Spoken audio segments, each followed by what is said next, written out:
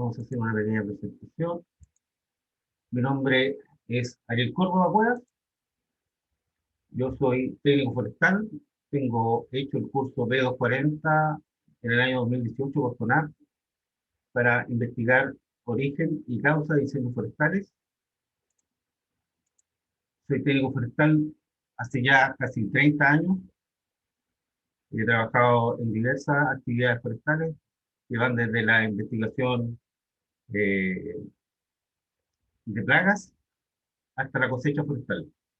Además, soy experto en prevención de incendios de los niveles de técnico e ingeniero y, por supuesto, junto con Mauricio nos hemos dedicado a ser investigadores de incendios y lo que en este minuto nos tiene ocupados y preocupados, sobre todo en esta época de verano donde ocurre la mayoría y la gran cantidad de incendios forestales. Estas son imágenes que teníamos guardadas y quisimos mostrarlas ahora en este minuto para darle a conocer a ustedes que este tipo de capacitaciones y este tipo de cursos nosotros lo hemos realizado a personal, como aparece justo ahí en la ropa de los trabajadores que están ahí, de CONAF, de Macisa, y otros grupos de empresas eléctricas incluso, que han querido participar. Ahí estamos en una clase que se hizo con Zoom a distintas ciudades. Nosotros estamos en la ciudad de Temuco en ese grupo y nos conectamos con Concepción y Talcahuano. Esa fue una capacitación en la cual tuvimos participación tanto Mauricio como yo en una empresa eléctrica de acá de la zona. Tuvimos prácticamente una mañana completa, para ser bien honesto. Muchas preguntas, muchos desafíos, muchas interrogantes acerca de la prevención y la medida de precaución que hay que tener para enfrentar las faenas que están relacionadas a las redes eléctricas en periodos de verano, donde tenemos lamentablemente la afectación de los incendios forestales. Es una foto de Mauricio, una capacitación anterior. Esta es una imagen más o menos reciente, una investigación que realizamos en la zona de San Fernando, con un inicio de origen eléctrico. Ahí estamos midiendo al culpable. Fue un árbol que se desprendió, probablemente por un ataque de viento, y cayó sobre las líneas eléctricas. Mauricio tratando de encontrar evidencia que nos permitieran determinar el punto de contacto del árbol con las líneas. Es una foto panorámica referencial en relación a por dónde. Ahí Mauricio me está usando como un punto de referencia para indicar por dónde iba la línea, porque la línea fue absorbida por las llamas y el calor y desapareció. Bueno, nos enfrentamos a una nueva clase que corresponde a la unidad número 4, prevención de riesgos en la investigación de incendios forestales. Tocaremos varios tópicos. Algunos probablemente les parecerá que no tienen mucha relación con la investigación, probablemente tal, pero desde el punto de vista preventivo y de la formación y de los argumentos académicos que nosotros hemos determinado que es necesario conocer para un investigador, los vamos a ir incorporando. Y ustedes le van a encontrar, al final de la unidad, le van a encontrar el sentido. En primer lugar, identificaremos los peligros, luego analizaremos un cuadro de clasificación de peligros, hablaremos un poco de los equipos de protección personal y finalmente hablaremos de los equipos que son útiles para el desarrollo de la investigación.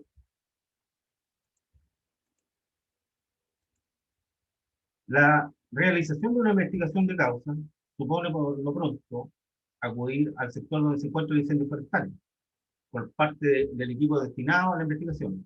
Esto debe hacerse tan pronto el incendio haya sido controlado y extinguido. Para ello, al llegar al lugar, el personal deberá proceder a observar con detención todo el sector de trabajo y tener especial atención. Aquí hay que considerar un elemento fundamental. Siempre el investigador de incendio debe ir a investigar un incendio o un siniestro una vez que el incendio haya estado controlado o esté en condición de extinguido.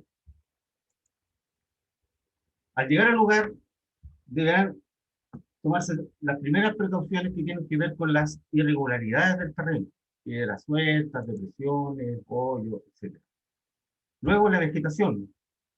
Si yo voy a enfrentar un lugar que ya sufrió un incendio y voy días posteriores, probablemente bajo ciertas circunstancias todavía hay elementos que pueden estar incandescentes, que pueden estar haciendo una nueva combustión, que estén siendo atacados por otra dirección del viento y los elementos incendiarios se hayan mantenido y la vegetación puede estar prendiendo. Hay que tener precaución, hay que tener ojo con eso, hay que estar atento a esas condiciones. Donde hay un humito, hay que estar y acercarse con precaución, y empezar la vegetación y eliminar subterráneo. Observar por la posibilidad de incendio subterráneo, lo que estábamos hablando. Cuando una rama se quema o una extensión de algún elemento vegetal que esté bajo su suelo se quema y se elimina, al yo pisar, ese suelo puede ceder y eso es peligroso. No solo porque puedo caer, sino que puedo meter el pie en un lugar que está incandescente. Siempre tengo que tener en consideración las condiciones atmosféricas en el momento en que yo voy a atender o a realizar una investigación. La dirección del viento, básicamente, la temperatura y otro elemento, pero fundamentalmente yo creo que la dirección del viento es crítico. Yo siempre tengo que tener claro dónde está el viento, dónde me encuentro yo, las vías de escape en caso de que hubiese un rebrote, etc.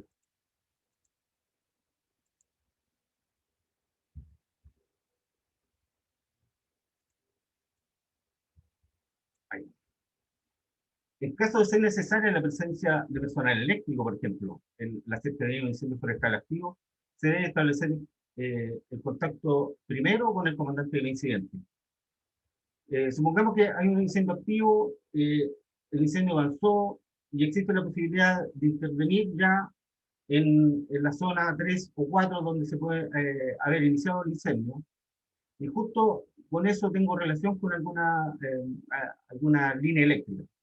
Yo primero me tengo que presentar con el comandante del incidente, tengo que hablar con él, decir quién soy, a lo que vengo, la zona que quiero intervenir, y si el comandante me dice, mira, a pesar de que ustedes pueden ingresar, según mi criterio, hay cables, no tenemos muy claro si esos cables están activos, tienen energía o no, porque no he podido acceder al lugar, pero sí tengo la posibilidad de contactarme con las cuadrillas de emergencia que tienen relación con las líneas eléctricas. Yo debo esperar que intervengan esas brigadas, que me den la seguridad que no hay líneas eléctricas energizadas y ahí yo puedo acudir. Adicionalmente, y de acuerdo a este punto, establecer vías de escape y zonas de seguridad. Siempre tengo que tener claro por dónde tengo que realizar una huida. Eh, Tengo que estar claro que en caso de un rebrote o algo, dónde está la zona de seguridad determinada por el comandante del incidente. Eh, Esta medida debe adoptarse en la investigación de incendios controlados y extinguidos, por lo que decía recién, los posibles rebrotes. Detectar la presencia de maquinarias, aeronaves, las que por sus características pudiesen implicar riesgos personales. Recuerden que si nadie sabe que nosotros estamos presentes, una aeronave, por ejemplo, vía radial se le puede comunicar que haga una descarga y esa descarga puede caer sobre nosotros y eso puede provocar lesiones bastante graves, bastante serias. Y en el caso de las maquinarias, si las maquinarias no saben que hay gente que anda por algún sector haciendo la investigación, podemos ser víctimas de un atropello o de alguna condición innecesariamente peligrosa. Todas las condiciones presentes deben estar en conocimiento de todo el personal que realiza la labor de investigación. Para ello, analizaremos una ficha de identificación de riesgo que fue elaborada por nosotros, exclusivamente con Mauricio para nuestra actividad propia de trabajo de campo. Esta lista de identificación de riesgo es muy simple. Tenemos eh, 4 puntos de los cuales nosotros debemos identificar antes de iniciar la faena. Por favor, yo quiero que esto lo asuman como, no como un elemento decorativo, no como un elemento que tenemos que llenar en la ficha, no. Háganlo parte de su diario vivir en el tema de las investigaciones o en los eventos que les corresponda a ustedes investigar, atacar o ir. Si trabajo de tres, si trabajo de cuatro, los tres, los cuatro, los dos que han involucrado en la investigación tienen que conocer esta lista verificadora, tienen que llenarse con veracidad, y yo diría que lo fundamental acá es que cuando dice no, veamos por qué no, y si es que lo vamos a ocupar o no, para evitar cualquier riesgo. No nos sometamos a situaciones estresantes ni beligerantes en el tema de que no, yo me quiero igual, puta, no traje casco, no importa. Oye, sé que se me quedaron los zapatos de seguridad, pero las zapatillas que tengo son de trekking y me sirven. No, una zapatilla de trekking en una zona que se ha quemado, donde es grasa, no les va a servir de nada. Tenemos que andar con elementos de seguridad que correspondan, protecciones faciales, zapatos de seguridad, protectores oculares, auditivos, un buen par de guantes, situaciones y elementos que veremos más adelante.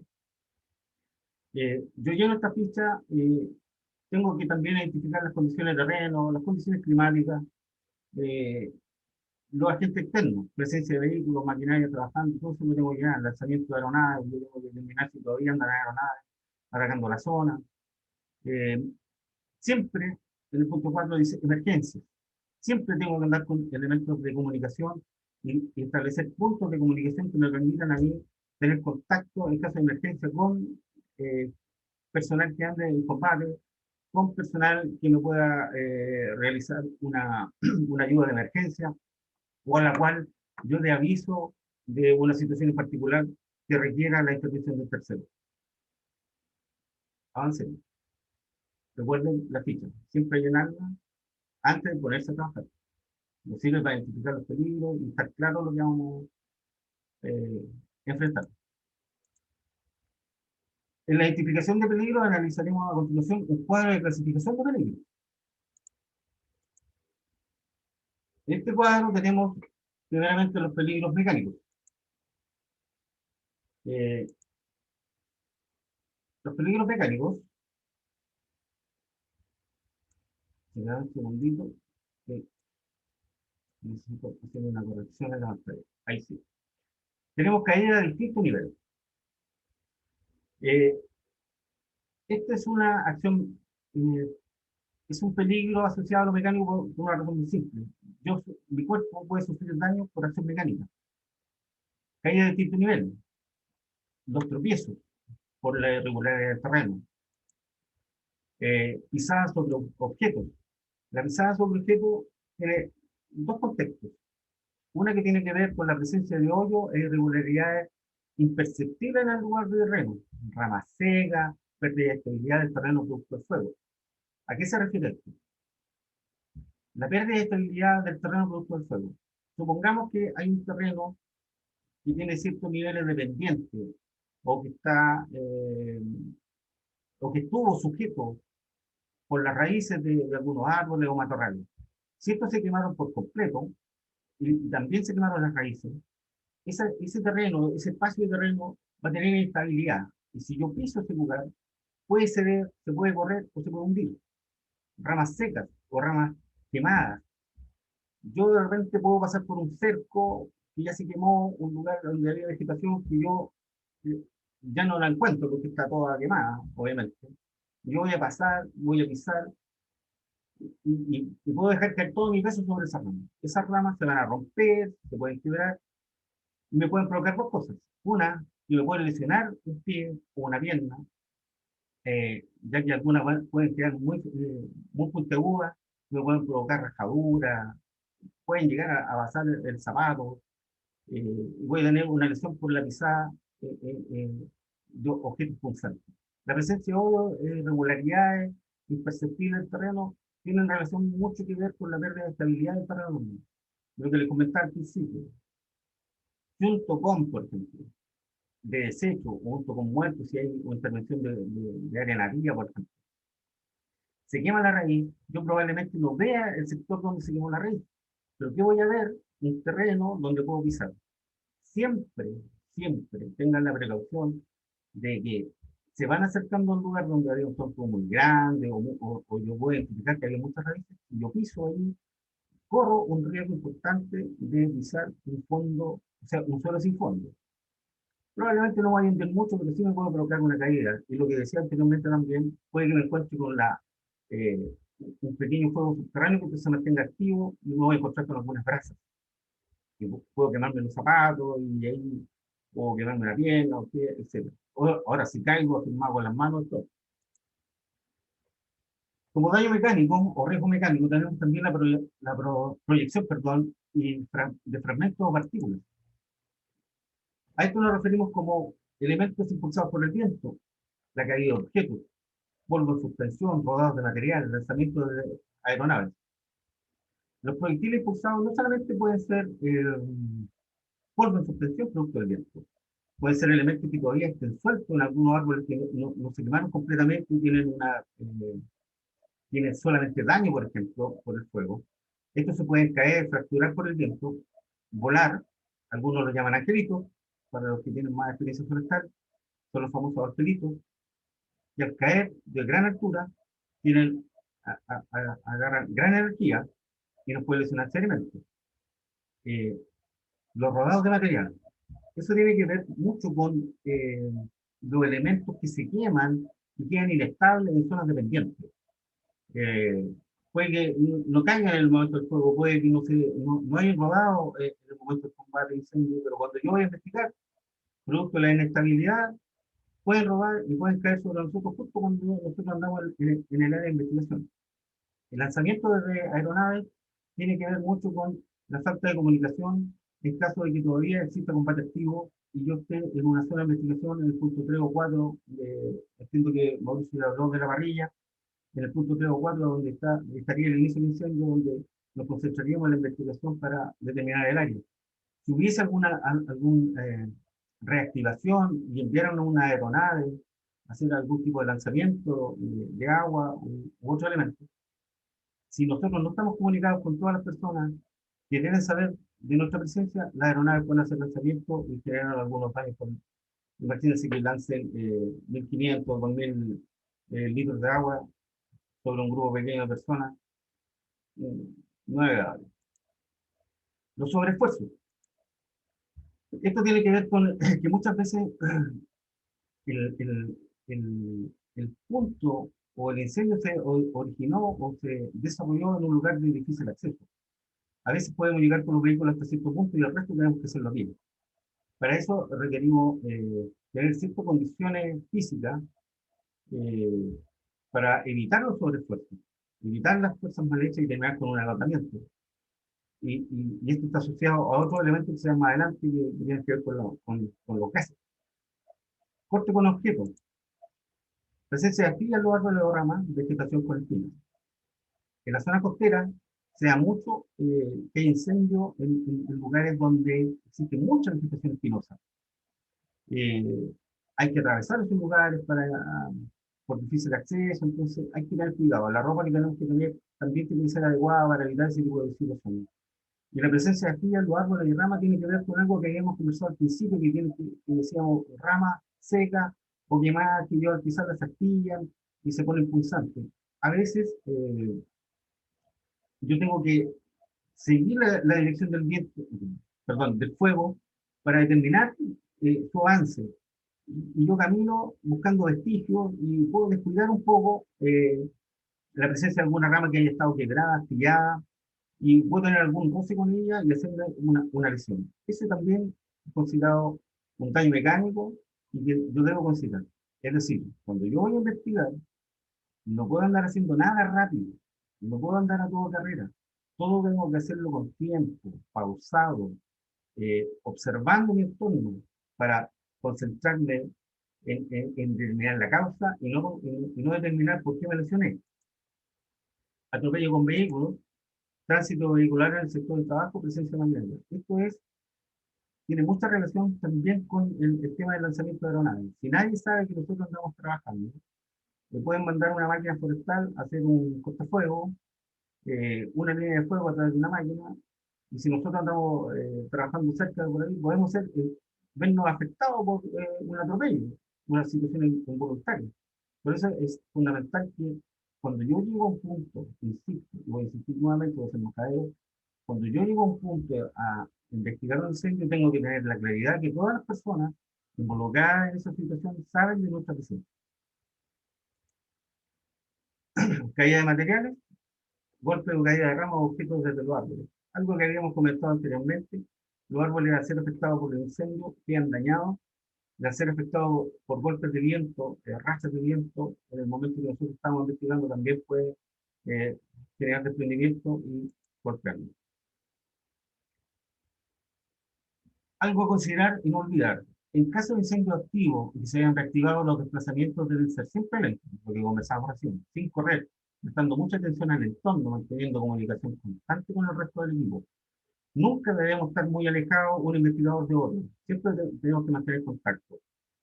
Eh, Además de una permanente atención a las laderas por el material rodante, así como las condiciones atmosféricas, especialmente la dirección del viento por riesgo de desvío.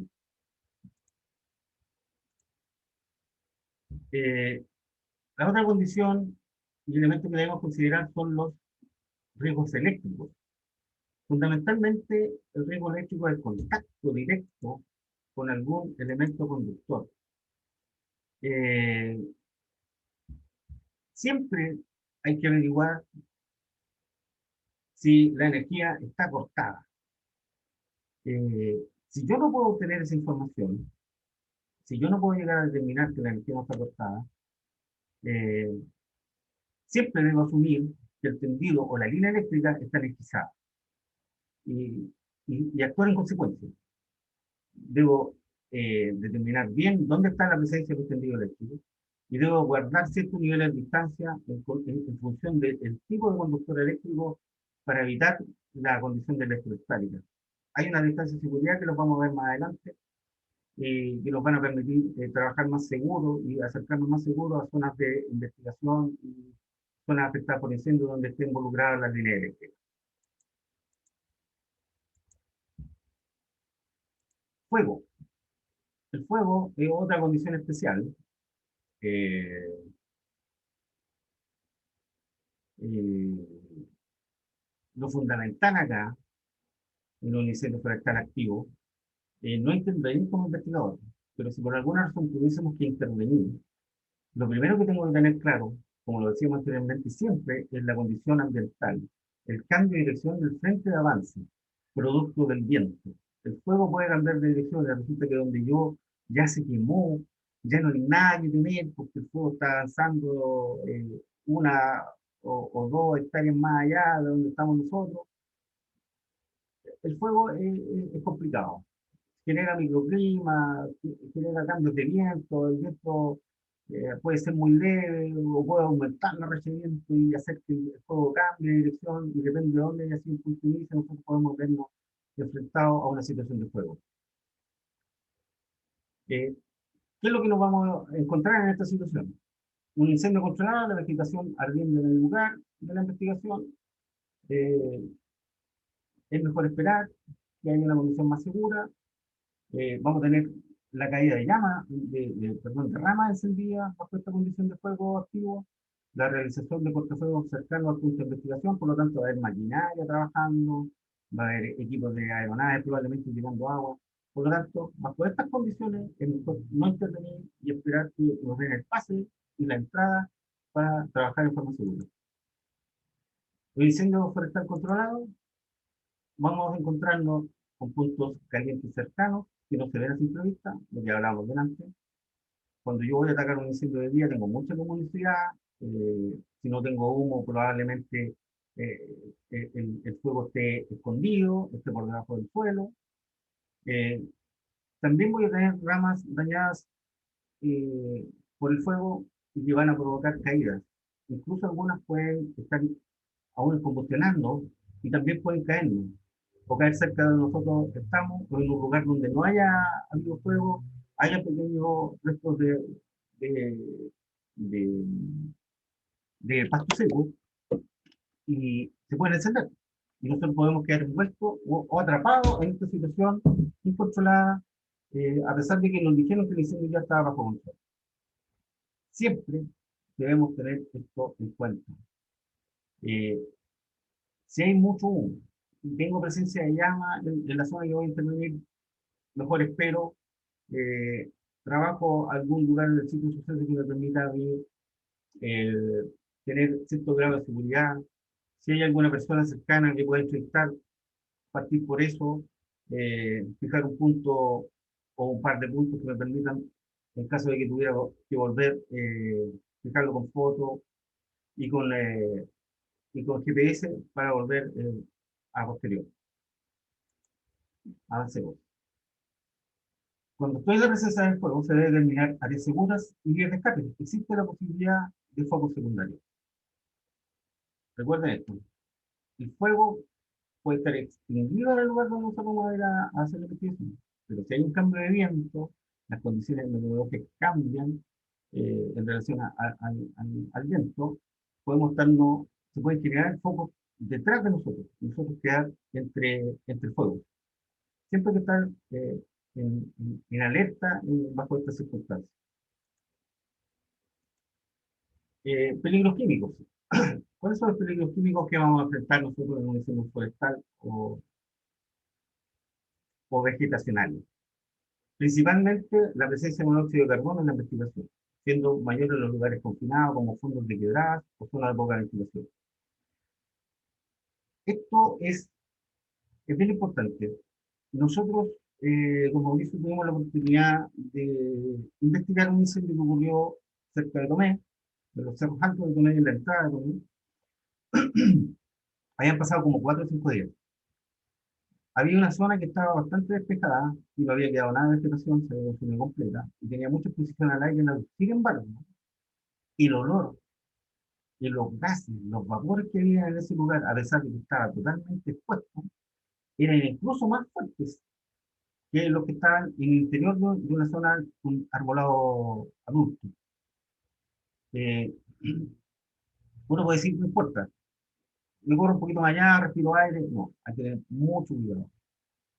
No solamente puede provocar un dolor de cabeza, puede provocar mareo. Yo puedo estar trabajando mucho rato y después cuando estoy en una zona alta y quiero bajar a la zona baja o donde tengo el vehículo, puedo tener alguna consecuencia secundaria. Me puede provocar una caída, puedo quedar lesionado por esa caída, puedo quedar bastante intoxicado, puedo tener consecuencias a posterior de la intoxicación por monóxido de carbono.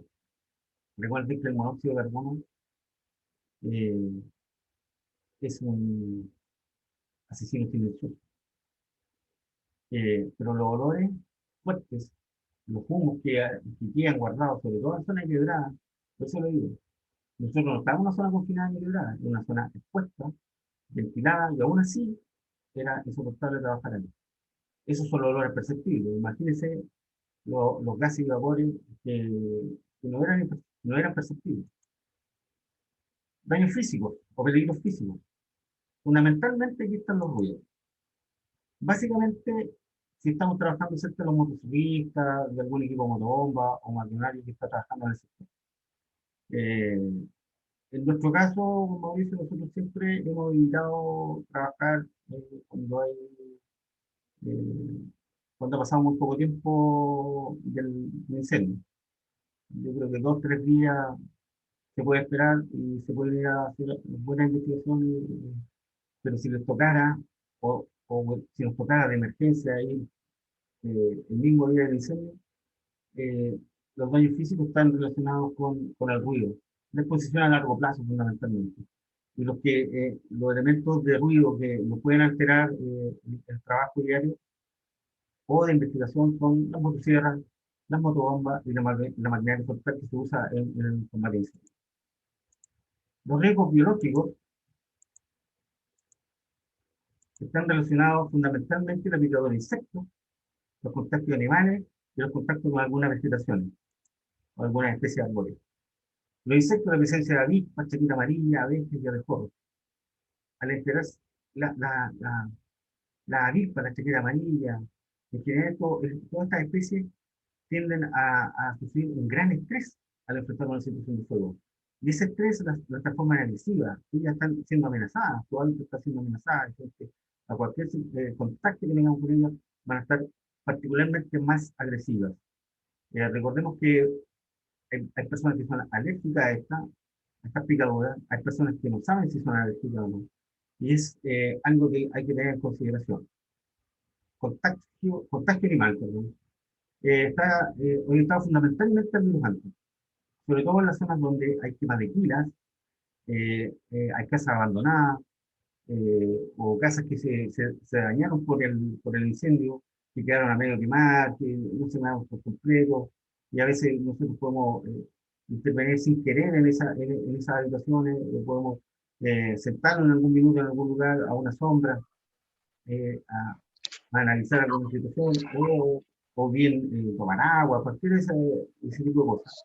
Y podemos estar en contacto con algunas fecas u orina de las ratas y tener este contagio del virus santo.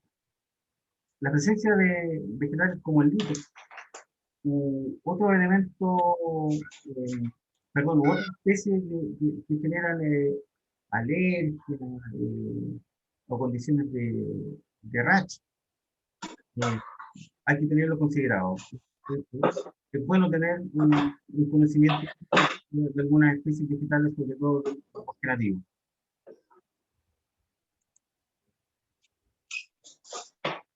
Para sectores de zarzamoras, casas o bodegas abandonadas, siempre es necesario que usemos mascarillas, tal vez guantes, y la posibilidad de no entrar en contacto con la superficie directamente. Los riesgos biomecánicos están fundamentalmente orientados a la sobrecarga postural, posición del cuerpo inadecuada, por ejemplo, estoy en una pendiente, que este rato afirmado en una sola pierna, he tenido que descender o subir inadecuada, tengo partida por el desplazamiento de terreno independiente, movimiento o postura repetitiva. Esto es cuando estoy siempre orientado a cargar todo mi peso en una pierna o ponerme en un solo brazo, por alguna posición en especial en la que esté enfrentando yo el proceso de trabajo en terreno. Aquí lo fundamental es hacer algunos ejercicios previos a andar insisto, con tiempo, movimientos lentos, no hacer movimientos bruscos, tomarse las pausas, andar bien hidratado, bien protegido del sol. Eso nos ayuda mucho para que no tengamos estas sobrecargas posturales o que si las sobrecargas las ponemos de todas maneras no sean tan agresivas. Bien, pasaremos a revisar un capítulo que tiene que ver con la prevención de riesgo de la electricidad o eléctrico bajo la línea eléctrica precisamente. En ellas no puede existir ningún tipo de construcción. No se deben quemar basura ni hacer fogatas. No se deben lanzar agua a las torres ni línea de transmisión. No trepar las torres.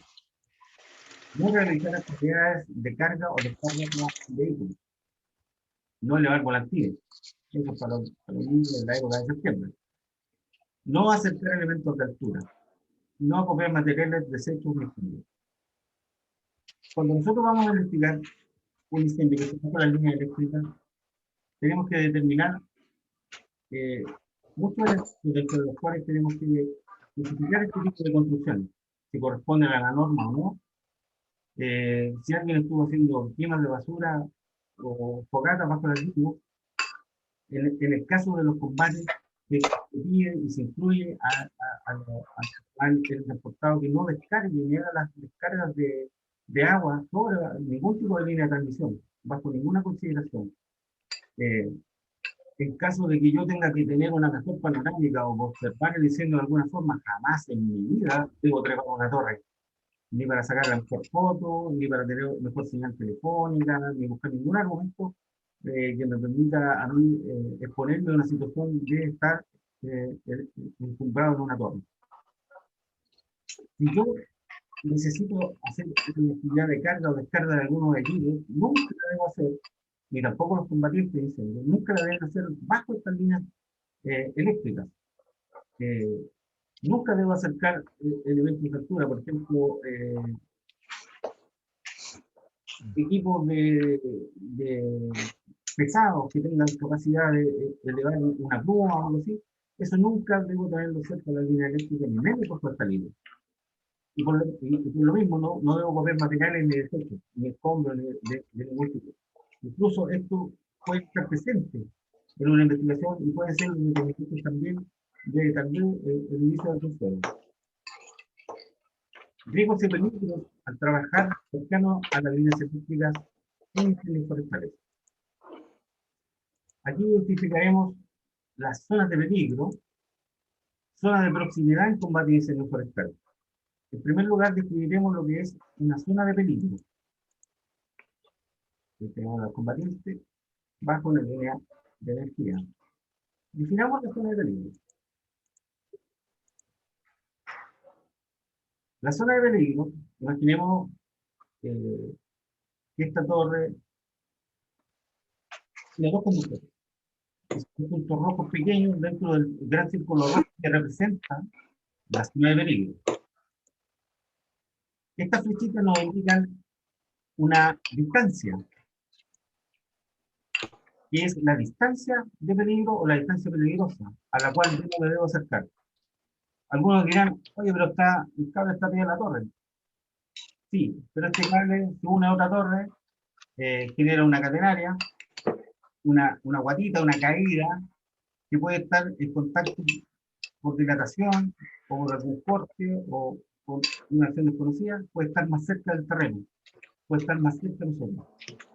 Esta zona de peligro se define como el espacio alrededor de los elementos en tensión, es decir, el cable o conductor eléctrico, cuya inversión supone un riesgo grave de producirse un contacto con ella, de generar un arco con el elemento en tensión. Es decir, me puedo ver afectado por un choque eléctrico.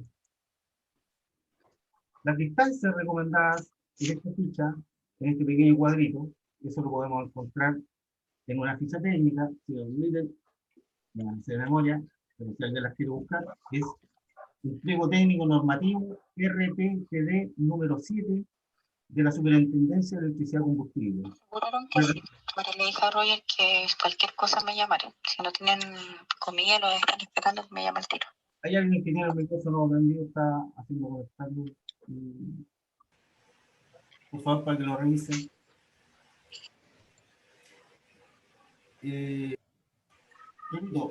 Estas distancias están en pliego técnico normativo, el RPTD número 7 de la Superintendencia de Electricidad y Combustible.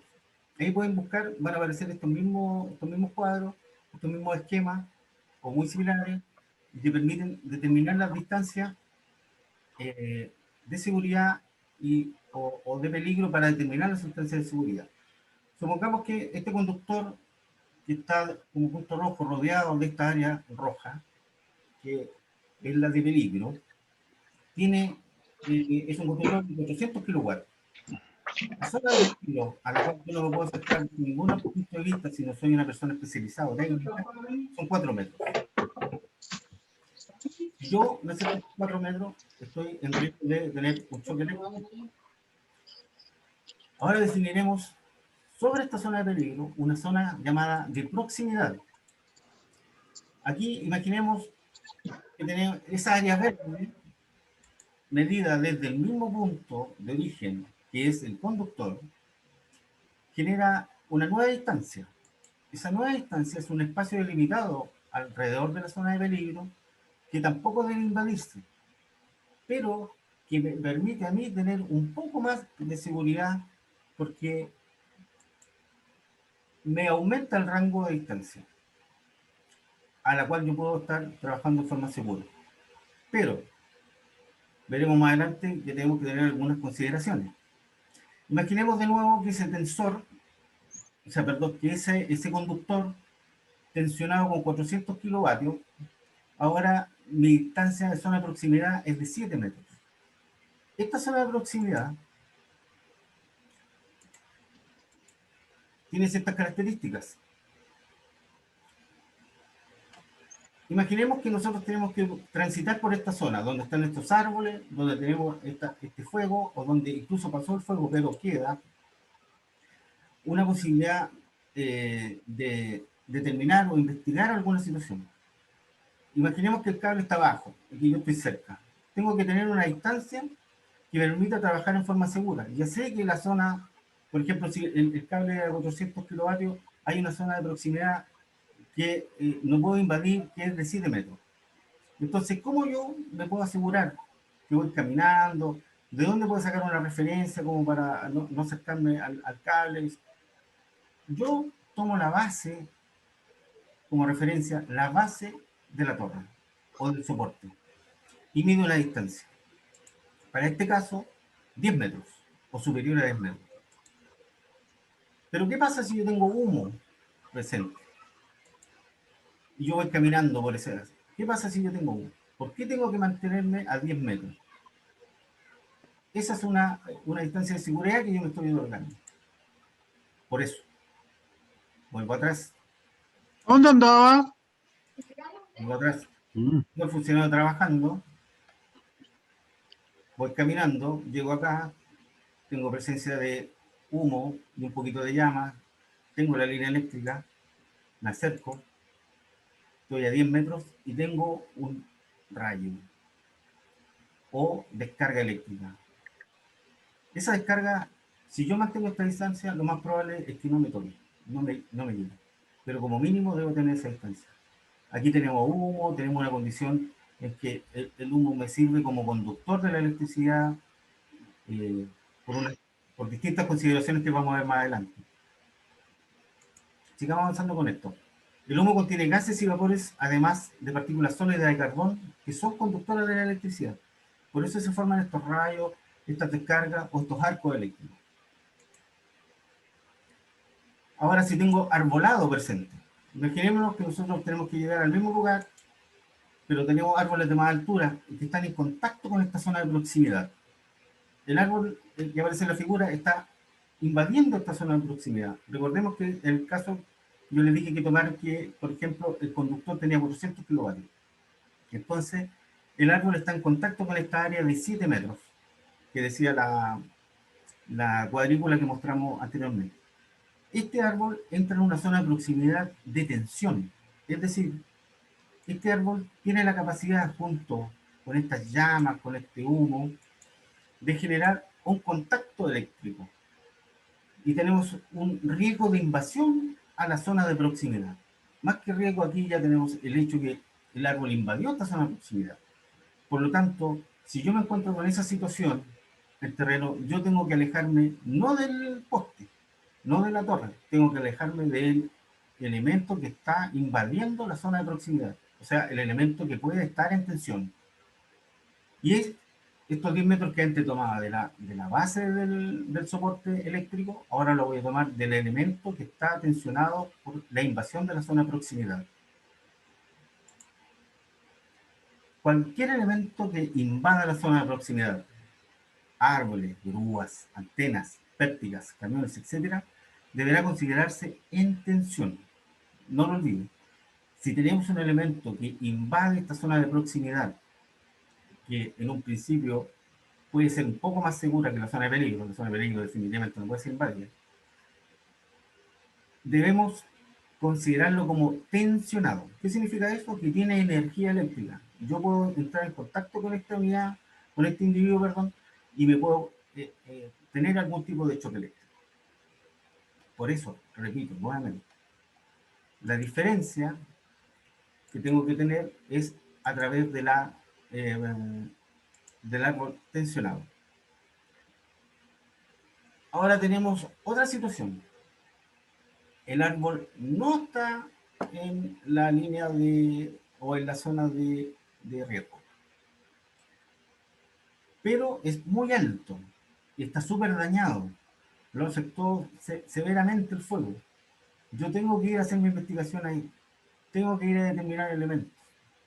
Nuevamente tengo que considerar que ese árbol está en riesgo de tensión y que en cualquier minuto puede caer. Por lo tanto, yo debo mantenerme a partir de ese árbol 15 metros como mínimo. No puedo acercarme a ese árbol porque está en riesgo de tensión. Ahora bien, ¿cómo puedo trabajar? ¿Cómo puedo hacer mi investigación? ¿Cómo puedo hacer la intervención en esa área? Teniendo todos estos elementos, el daño por el fuego, hay presencia de humo, el árbol está en riesgo de caída de la línea, puede invadir las zonas de proximidad, de peligro. ¿Qué hago?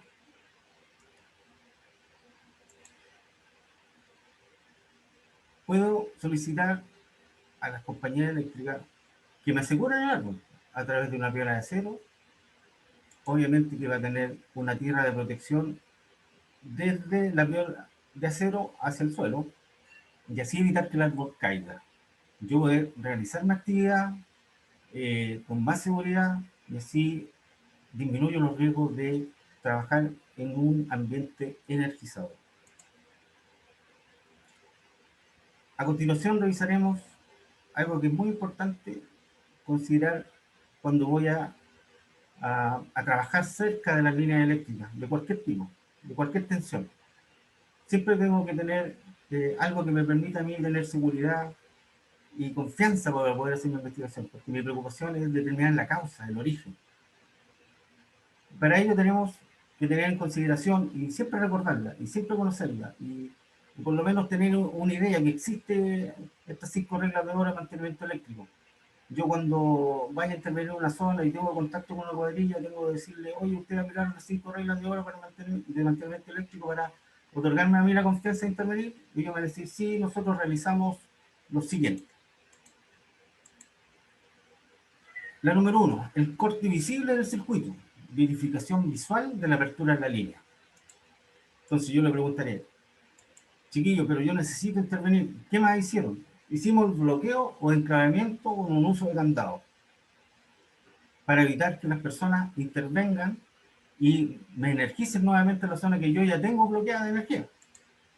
Y en tercer lugar, verifiqué más encima la ausencia de tensión con instrumentos de medición. O sea, primero te cortamos la energía, colocamos un seguro para que nadie nos vuelva a dar la energía, verificamos que no tenga tensión y que no continúe la energía hacia la zona donde está afectado y pueda intervenir. Y en cuarto lugar, la colocación de una puesta a tierra para asegurar que el conductor tenga una descarga y que a tierra y no continúe por la línea. Y finalmente, señalizamos la zona y delimitamos la zona de trabajo. Así que nadie va a intervenir, nadie nos va a generar un aumento de tensión en las líneas, en los lugares donde nosotros estamos trabajando. Es importante que revisemos esto, es importante que las cuadrillas, si nos toca trabajar cerca de una cuadrilla de mantenimiento eléctrico que nos va a apoyar en la investigación, se cumplan estos procesos. Para nosotros una noción básica, podemos intervenir de mayor forma, podemos aprender más, pero siempre los que van a intervenir en este proceso son los equipos encargados de la mantención eléctrica, son los equipos que tienen conocimiento y preparación con eso. ¿Qué debemos saber nosotros? Que no podemos trabajar bajo líneas energizadas y si no sabemos tenemos que tomar las precauciones anteriores, tenemos que tener las distancias, tenemos que recordar que los árboles pueden entrar en tensión, que el humo puede generar una descarga eléctrica producto de su configuración química. Por lo tanto, son conocimientos que debemos tener sí o sí, tanto los combatientes de incendios como las personas que vamos a investigar incendios forestales. Sobre todo bajo la línea de tensión, que es lo que estamos realizando, ¿no es así? Por lo tanto, aprender que siempre tengo que estar a una distancia mínima de trabajo de un cable eléctrico, un conductor eléctrico, medido desde la base del soporte, 10 metros. De un árbol que está invadiendo una zona tensionada, tengo que hacer la medición desde ese árbol o el elemento que está en tensión, que puede ser una grúa, un poste metálico o incluso un poste de madera que puede estar nuevamente invadiendo esa zona. Yo tengo que medir desde ahí 10 metros de un elemento que esté potencialmente en capacidad de caer sobre la línea. Yo tengo que estar 15 metros cuando hable con las cuadrillas que vienen a intervenir y cortar la energía, tengo que asegurarme que se hayan cumplido las 5 reglas de oro y así recién yo poder intervenir de forma segura en el área que necesito investigar. ¿Cómo reaccionar en caso de la caída de una línea eléctrica sobre un vehículo con ocupante? Imaginemos que más encima nosotros vamos llegando y que cometemos el error. Chuta, nos equivocamos, nos estacionamos y dejamos el vehículo debajo de una línea. Imaginemos que un conductor eléctrico cae sobre nuestro vehículo con ocupante, ¿cierto? Puede ser una de las experiencias más aterradoras. Chuta, nos cayó un cable encima de nuestro vehículo que está energizado, está tensionado, expone a todos los ocupantes. Pero imagínense que nosotros nos habíamos bajado y le quedó una sola persona, no tiene como moverse, se pone tembloroso, nervioso. Eh, si toma una mala decisión, puede ser un paso en falso. Lo primero que va a pensar es que va a morir, que no tiene escapatoria.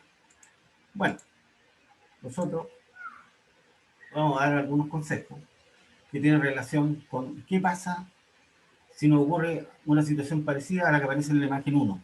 Un vehículo al cual le cae un cable o tensionado, energizado. Lo primero es quedarse dentro del vehículo.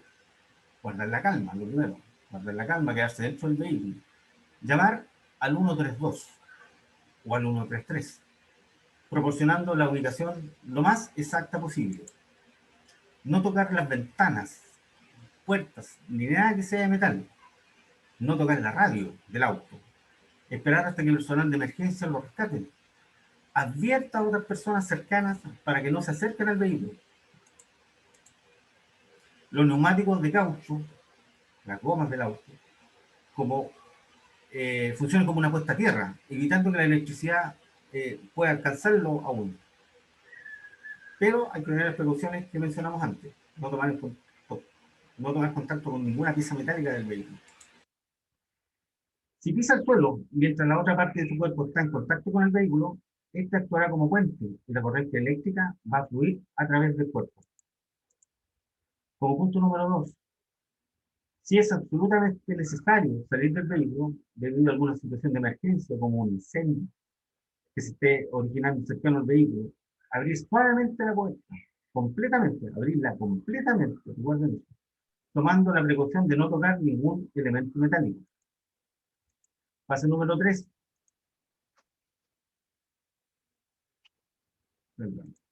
Paso número 3. Coloque su cuerpo en una posición en la que le permita quedar mirando hacia el suelo, como se ve perfectamente en la imagen número 3. Punto número 4. Salte hacia afuera del vehículo y aterrice con ambos pies al mismo tiempo. Esto es fundamental. Los pies tienen que hacer contacto con el suelo al mismo tiempo, manteniendo los brazos cruzados alrededor del pecho. Esto es para evitar que en el momento del salto haya contacto con alguna pieza metálica del vehículo.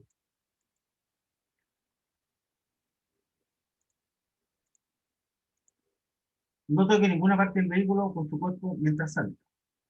Paso número 5. Arrastre sus pies a lo largo del suelo hasta que alcance una distancia segura, acorde a la tensión. Cuando yo caigo, como muestra la figura 5, lo mejor que puedo tratar de hacer es, aparte de caer por los dos pies juntos, es tener una separación que es más o menos a la altura de los hombros, un poquito inferior. Nunca debo levantar el pie y tratar de caminar. Tengo que arrastrar los pies, evitar que se pierda contacto de los pies con el suelo. Mantenga sus pies a unos 15 o 20 centímetros de distancia entre sí. La razón de arrastrar los pies es para evitar la diferencia de potencial. La corriente eléctrica puede ser un arco cuando usted levanta uno de los pies y crea el puente que necesita la corriente para pasar a través del cuerpo. Punto número 6. Una vez que ya me he alejado del vehículo, permanecer lejos de este automóvil y esperar que llegue la vivo.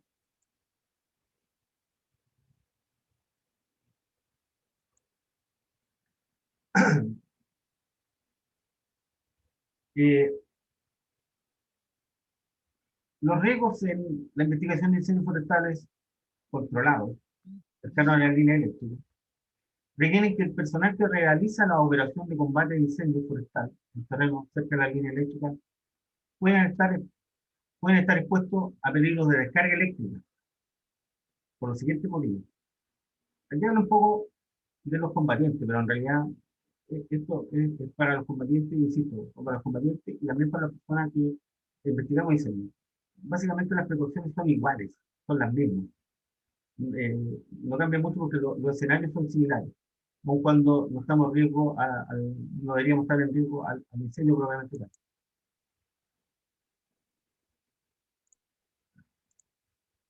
La presencia de humo. Algo que hemos conversado más atrás. Cuando yo intervengo en lugares donde hay humo, el humo tiene partículas sólidas, ¿cierto? Eh, de carbón, y que sirven como conductor para la energía eléctrica, que sumado a la humedad del combustible forestal, puede resultar mucho más conductor. A esto debemos agregar la presencia de los minerales que están presentes en el suelo, que producto del calor son absorbidos por este humo, son elevados y pueden aumentar la conductibilidad del humo.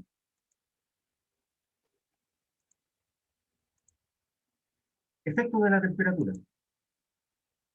El efecto de la temperatura tiene una relación con el que puede provocar la disminución de la distancia del conductor respecto del suelo, lo cual puede producir una descarga y un corte de conductores.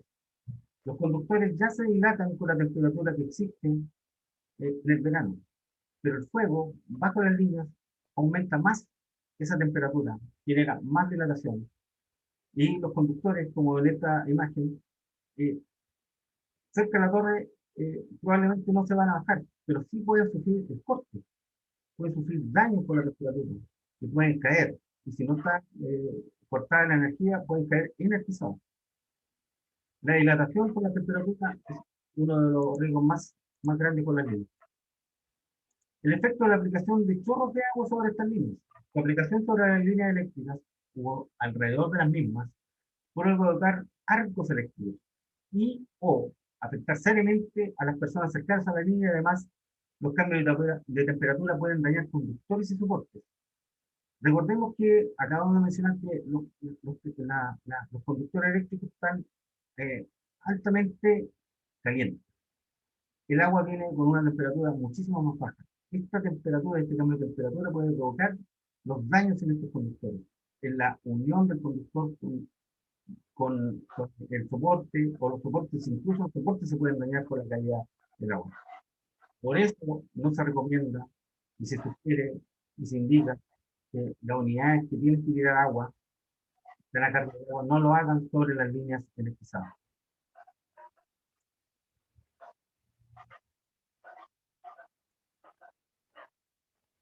Bien, llegamos a los equipos de protección personal.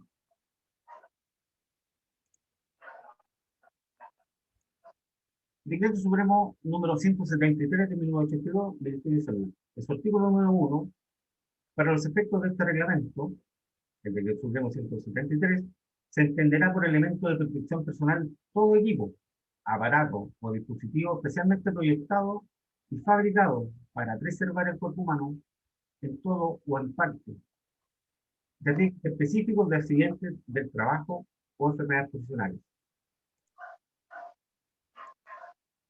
Control y prevención de riesgos.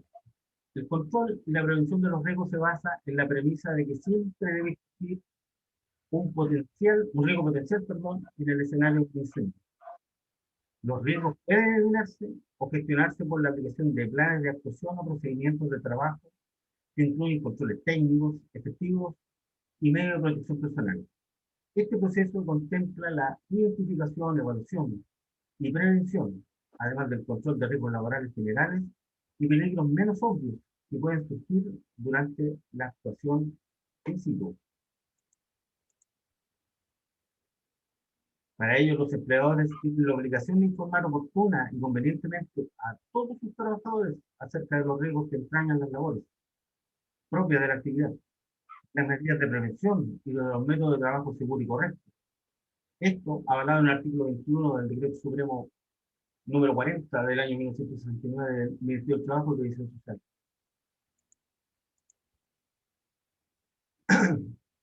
El escenario de un incendio es por naturaleza un lugar súper peligroso. Los investigadores tienen una responsabilidad consigo mismos y también con otros, tales como otros investigadores, los operadores de algunos instrumentos, otros trabajadores, los propietarios del lugar o del lugar donde vamos a intervenir. Todos ellos pueden estar sujetos a sufrir algún tipo de daño durante el proceso de investigación.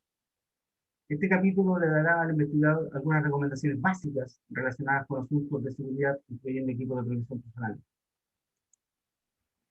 Cabe señalar, sin embargo, que el investigador debe tener en cuenta siempre que debe cumplir con los requisitos aplicables a la seguridad relacionados con las leyes y o con las políticas y procedimientos establecidos por la agencia, gerencia de la empresa u organización a la cual pertenece. Educación en higiene y seguridad laboral. Se requiere un entrenamiento eficaz y un programa de educación para gestionar las responsabilidades en seguridad e higiene de todo el personal de la organización, incluyendo a los supervisores. Para reforzar la importancia de la seguridad, las agencias, las empresas, las organizaciones deben considerar la integración de algunos aspectos de la educación y formación en la seguridad y higiene dentro del resto de las actividades de capacitación y formación de la organización. Las capacitaciones. La identificación de peligros potenciales que existen en el escenario de un incendio forestal necesitan un análisis activo y continuo del proceso de trabajo, las prácticas, los procedimientos, equipos y condiciones de trabajo. Identificar los peligros no solo ayuda a definir el tipo adecuado de ropa de protección y los equipos de protección personal, los ABP, sino también ayuda a identificar el nivel adecuado de entrenamiento y formación. Esto quiere decir que cuando yo analizo la actividad, los riesgos, lo que tengo que realizar, no solamente es para identificar si tengo que usar un buen casco, o qué tipo de casco, la ropa, los equipos electrónicos, los equipos de comunicación, sino que a quién llevo a hacer esta actividad. Alguien que tiene nada de preparación, que no conoce terreno, que no conoce de piedra, que no conoce de tierra, de polvo. No, tengo que ir a una persona que tenga conocimiento de los lugares de difícil acceso, que tenga cierto nivel de entrenamiento, que tenga la capacitación adecuada, que entienda los conceptos que vamos a conversar, que haya un lenguaje común y que tenga cierto nivel de expertise para poder desarrollar la actividad con seguridad y eficiencia. El uso de BP es considerado como la medida de control menos efectiva. Esto es una realidad. Es cuando yo tengo medidas preventivas para la protección de un trabajador o de una persona o de varias personas, los EPC son los últimos en la lista que debo considerar. No obstante, debido a las condiciones que puede encontrar un investigador mientras dure su trabajo en la escena del juego, los EPP pueden ser un mecanismo de control apropiado. Se debe tener mucho cuidado a la hora de determinar los riesgos existentes para asegurarse de que los IPP elegidos sean los adecuados y de que el entrenamiento del usuario le capacita para usarlo. Es decir, yo cuando elijo un EPP tengo que saber cómo está hecho, cómo está formado, para qué sirve, cuánto resiste, eh, cómo debo mantenerlo, cómo debo limpiarlo, cómo debo usarlo. Eso yo se lo tengo que transmitir a la persona a la cual le entrego un EPP.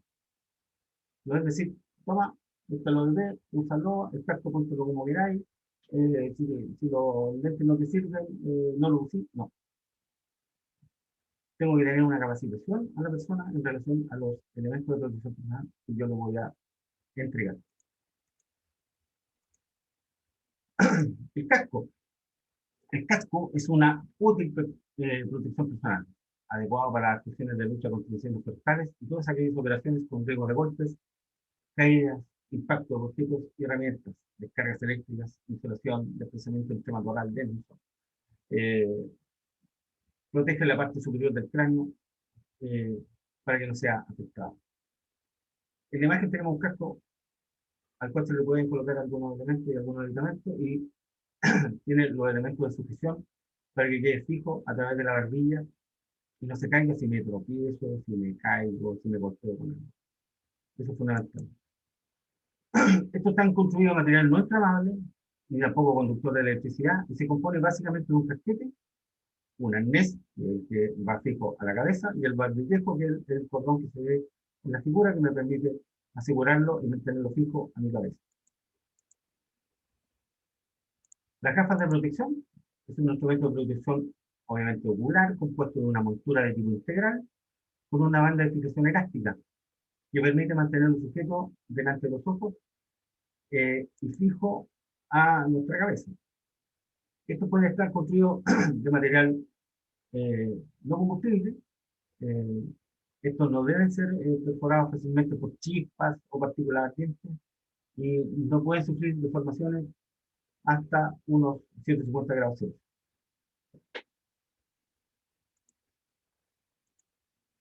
También existen gafas de impacto compuesto de visión universal y plantillas regulares.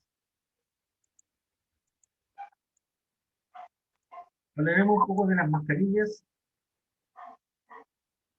de filtro y autofiltrantes. Las mascarillas son un aparato de protección de las vías respiratorias, adaptable a diferentes bandas de fijación cubriendo la nariz y la boca, para impedir básicamente la inhalación de partículas contaminantes en suspensión.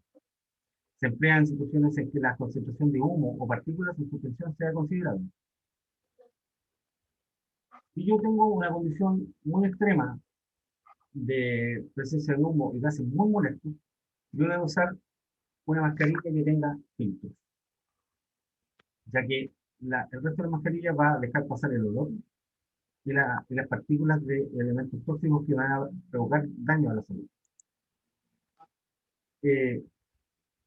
Se podrán utilizar las medias máscaras con filtro o los autofiltrantes que se mencionan a continuación.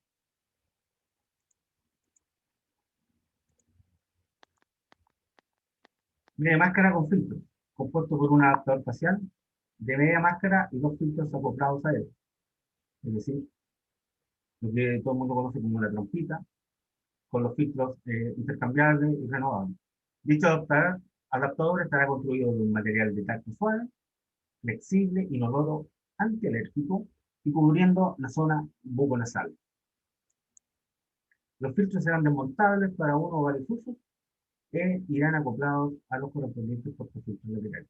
Aquí debe quedar bien sellado, no tiene que ingresar aire por fuera, sino la mascarilla no sirve. Las máscaras no pueden tener ningún tipo de daño. La máscara con filtros no puede tener ningún tipo de daño. La sujeción tiene que ser hasta incómoda para que no se filtre nada por los laterales.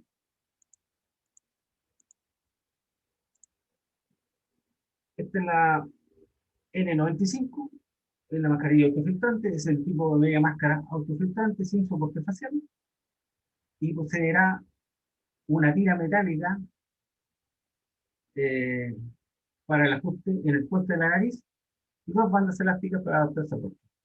Podrá disponer de uno o de ninguna válvula de exhalación. Estas son bastante conocidas.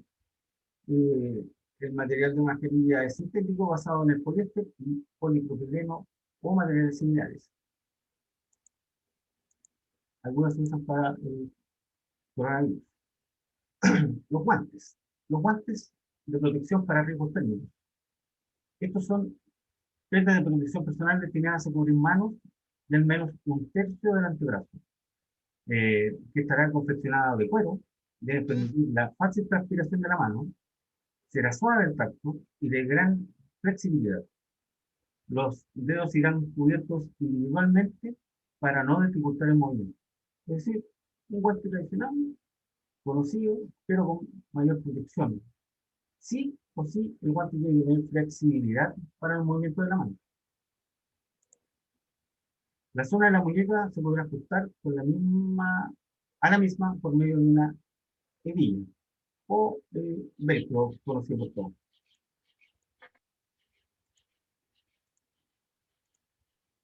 Chaqueta de pantalón ignífugo. Comprende el estilo de protección personal, elaborado de vestido ignífugo, que cubre el cuello, el busto, los brazos, hasta las muñecas, piernas y tobillos. Deben ser resistentes al desgarro, cuando yo paso por ramas, a la tracción, si me quedo enredado en algo y yo veo que no se vaya a rajar y hacer tira y quedar yo con la mitad del pantalón.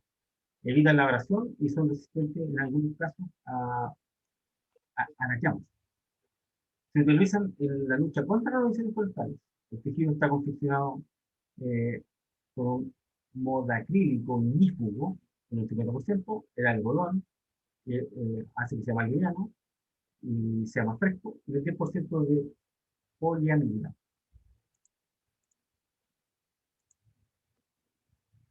Las botas de extinción. Las botas fabricadas en cuero, los materiales textiles se utiliza en todas las labores de campo relacionadas con la extinción, para la facilitación del desplazamiento sobre zonas difíciles, agrestes, con gran cantidad de maleza y terreno y terreno duros y pesados. Especial para trabajo sobre fuego y combustibles vegetales. El cuero de la bota estará confeccionado, perdón, el cuerpo de la bota estará confeccionado de cuero, la ropa de caucho, del tipo de media caña. La media caña es fundamental en el trabajo forestal y en todas las actividades de campo, eh, porque evita el fuego del cultivo. Está bien protegido el pie por las torceduras y cuando uno está en lugares complicados, dependientes o los tropiezos, ayuda a la bota. Además que evita que se meta fácilmente suciedad dentro del zapato. Recomendaciones. Cuando voy a realizar una investigación o voy a intervenir en un área de un incendio. En primer lugar, nunca debo realizar la investigación solo, o nunca intervenir en un área de investigación en solitario. Si fuera muy obligatorio, debo tomar muchas precauciones. Primero, recordar que uno es un ser humano. Trabajo sobre el suelo y superficies de trabajo. No trabajar junto a maquinarias en movimiento. No usar EPP que puedan fatigarlo, es decir, buscar los equipos adecuados y apropiados para realizar un trabajo fácil. Hagamos las cosas fáciles, pero ocupemos equipos de buena calidad. Los equipos de buena calidad no son fomes ni difíciles de usar. Ocupemos buenos EPP. Si yo necesito descansar, comer, tomar agua o reponer fuerza, debo acercarme a una zona previamente determinada como zona libre de riesgo. Antes de consumir alimentos, esto es fundamental, no puedo llegar y sacarme el guante, a pesar de que traje un guante, no me ensucié las manos, que tengo la cara sucia. No.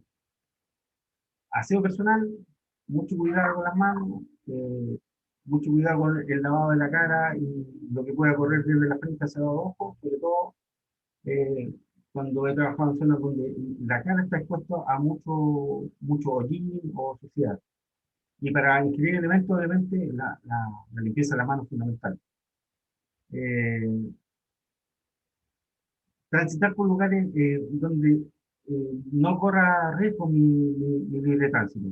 Si hay actividades de maquinaria o vehículos, transitar por los lugares menos recurridos, menos invadidos por cualquier tipo de vehículo.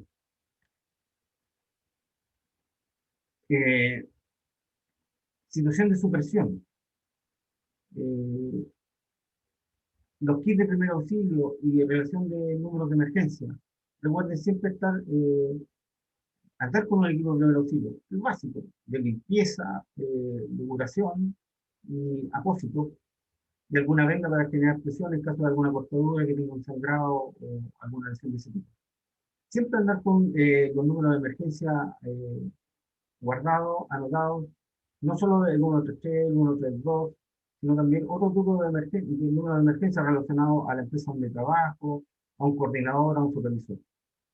Y respetar todas las señales de aviso de emergencia y, si es necesario, tener mis propias señales de aviso de emergencia. Por lo general, nosotros podemos andar con algo que es muy liviano, muy fácil de andar trayendo, es una cinta que indique el peligro o que permita que la gente no se acerque a ese lugar. Y el otro, lo que ya lo dije, es siempre respetar las señales de aviso de emergencia. Equipos para el desarrollo de una investigación de incendio. A continuación se describen algunos artículos como herramientas e instrumentos de precisión utilizados en la investigación de incendios. Este es un instrumento fundamental, la mochila. La mochila de transporte debe ser idealmente de material de lona o tejido fuerte, con unos 30 litros de capacidad, provista de cierres y tirantes acolchados y regulares. Su material debe ser resistente al desgaste, ya las elevadas temperaturas. Un anemómetro. El anemómetro es un instrumento de precisión que mide la velocidad instantánea del viento, siendo la forma más acertada para el cálculo preciso, la toma de velocidad del viento en intervalos cada 10 minutos. Es decir, la primera lectura no es la más adecuada. Yo tengo que ver un control en intervalos de 10 minutos recomendado, hacer varias mediciones de esos 10 minutos y ahí obtener la información para tener el, el valor absoluto o el valor confiable de la velocidad del viento. Existe una gran diversidad de anemómetros de empuje, anemómetros de rotación, anemómetros de compresión, etc.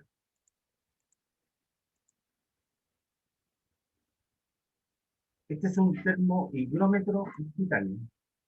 Este es un instrumento electrónico portátil que es capaz de medir y mostrar la temperatura y la humedad relativa. Para los que tengo entendido que Mauricio ya le habló del cálculo del combustible muerto. Aquí tenemos una situación, en el caso de que tenga algún antecedente, yo puedo medir las temperaturas y la humedad para hacer el cálculo.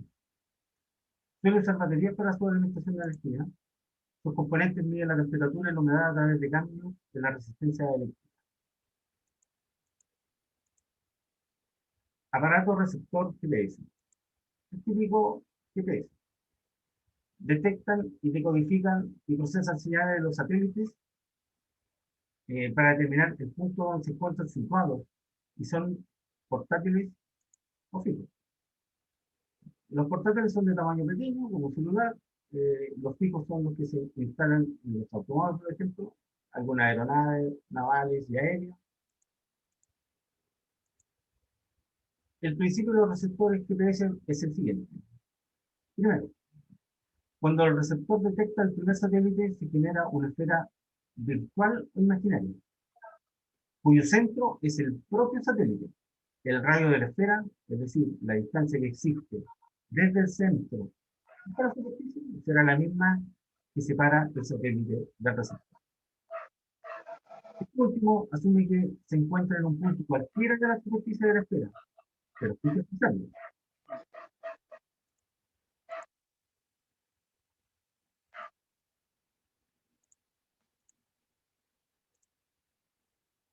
El segundo, al calcular la distancia hasta el segundo satélite, se genera una segunda esfera virtual, interponiéndose ambas, y se crea una línea imaginaria que pasa por dos puntos donde se interceptan ambas esferas. En este instante, el receptor reconoce que solo se puede ser situado en uno de ellos.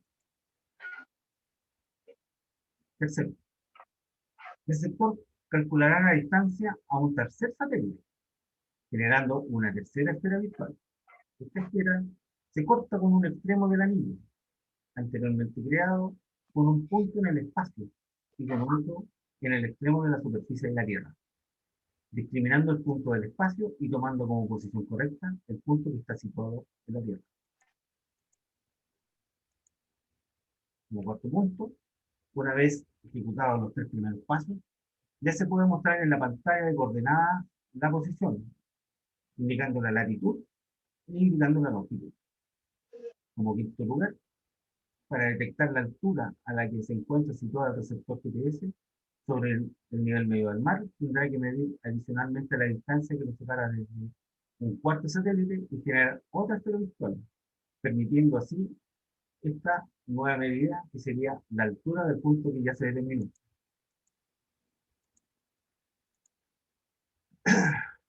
Todo buen investigador debe poseer un muy buen dispositivo fotográfico. Este dispositivo tecnológico, que tiene por función principal tomar imágenes quietas de situaciones, personas, paisajes o eventos para mantener memoria visual de los mismos. Técnicamente se puede definir como una caja estanca a la luz, que solo permite la entrada de esta por un orificio llamado abertura o diafragma, con un obturador que permitirá el paso de esa luz por un cierto tiempo.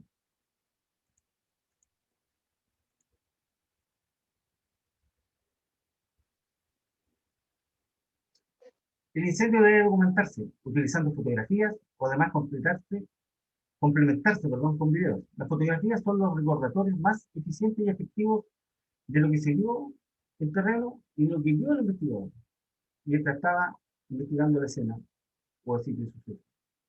Las evidencias que fueron documentadas pueden volverse más evidentes tras la revisión de las fotografías y videos. Las fotografías y videos son necesarias para corroborar las observaciones del investigador. Se hace mención del video. Cuando uno va a una escena y a un sitio de suceso, saquen muchas fotos. Eso Mauricio también lo va a corroborar. Saquen muchas fotos. Y cuando encuentren algún elemento, alguna evidencia, graben un video. Graben un video de lo que encontraron ustedes, de cómo avanzó el fuego. Graben un video desde el punto de inicio hasta dónde avanzó el fuego. Regístrenlo con fotografías y con un video.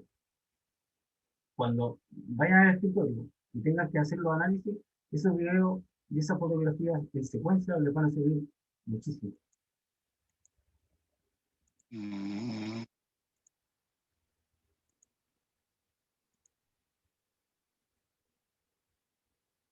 Se deben tomar tantas fotografías como sea necesario para documentar y grabar la escena del incendio. Se deben tomar fotografías de los efectos del fuego y de los patrones del fuego, observaciones, artefactos y otros elementos que pueden ser de valor probatorio. El investigador debe asegurarse de que el equipo fotográfico adecuado esté disponible antes de comenzar la investigación, cargado con la batería, en buenas condiciones, con capacidad de memoria, etc.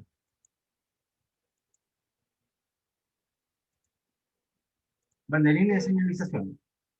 Los banderines de señalización son elementos fabricados con unos plásticos de aluminio de perfil reforzado y láminas de polipropileno unidas con remaches, como se ve en la imagen. Son importantes ya que con ellos se indica la dirección de avance del fuego, se coloca cerca de un vestigio para que este sea documentado fotográficamente.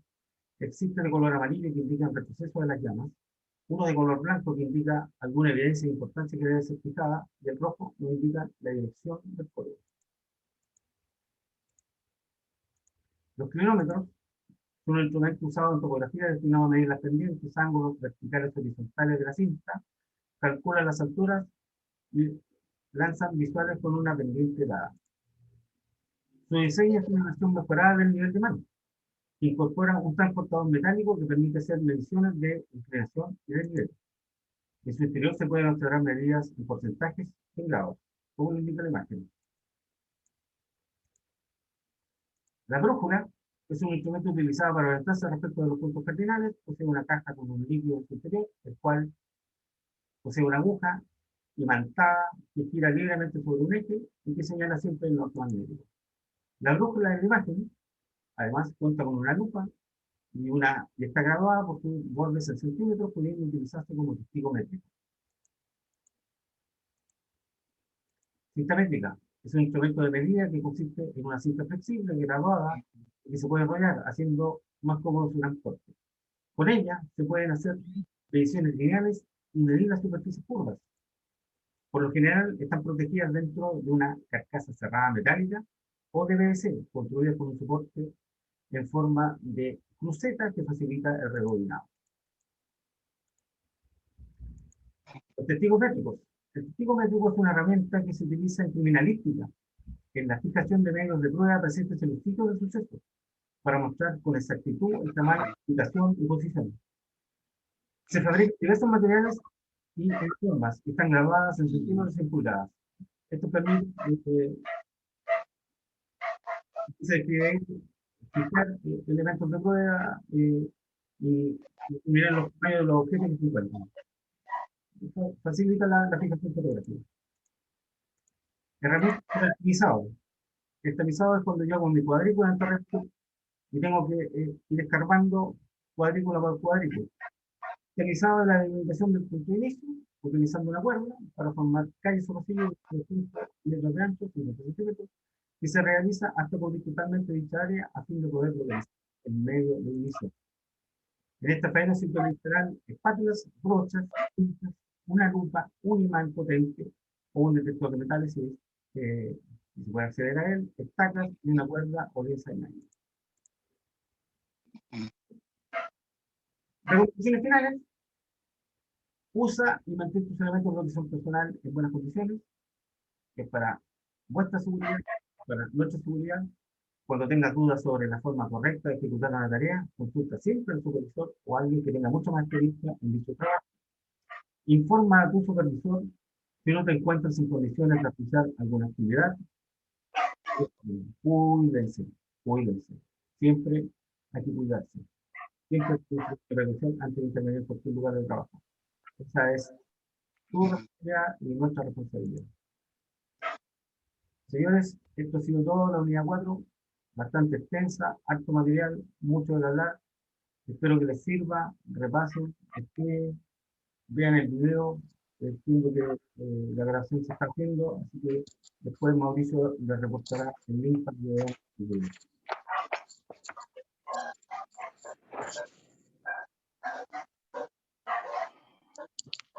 Gracias, Ariel. Muy buena la charla, la unidad. Ariel, ¿me escuchas? Sí, te escucho. Bueno, ¿te acuerdas de la ficha que llenamos nosotros por el tema de la seguridad? Bueno, vamos a tener que agregarle, aparte de todos estos peligros, todo esto, identificación de peligro, el trabajo en zonas conflictivas. Gracias. Así que vamos a tener que agregarle ese ítem. No sé si hay alguna otra pregunta. ¿Alguna otra pregunta? No hemos hecho ninguna pregunta.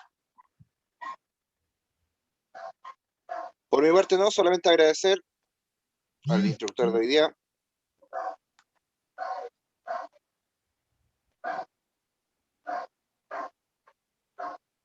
Muy bien. Ariel, Se si no, escucha ladrar un perrito, está desesperado. Para mí que tiene hambre, no sé. sí, me parece que era el perrito de Félix Oces, si no me equivoco. Ya, Ariel, entonces, si no hay preguntas, me imagino que quedó todo claro.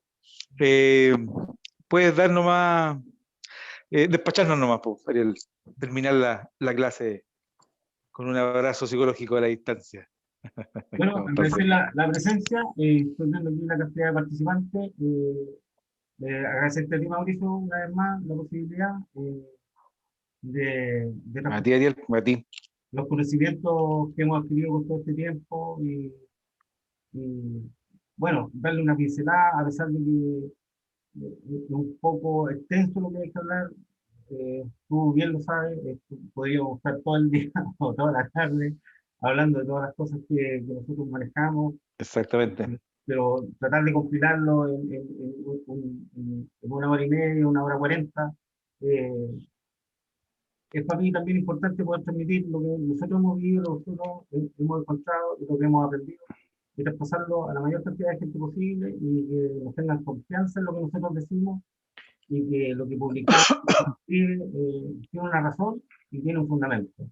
Así que agradecido por la presencia, por la paciencia y darte la gracias a ti nuevamente por invitarme a participar nuevamente en esta capacitación que me parece excelente. Gracias a ti, Ariel. Una vez más, te felicito y bueno, gracias por ser mi partner y acompañar en todas estas investigaciones. Así que bueno, yo al menos me despido.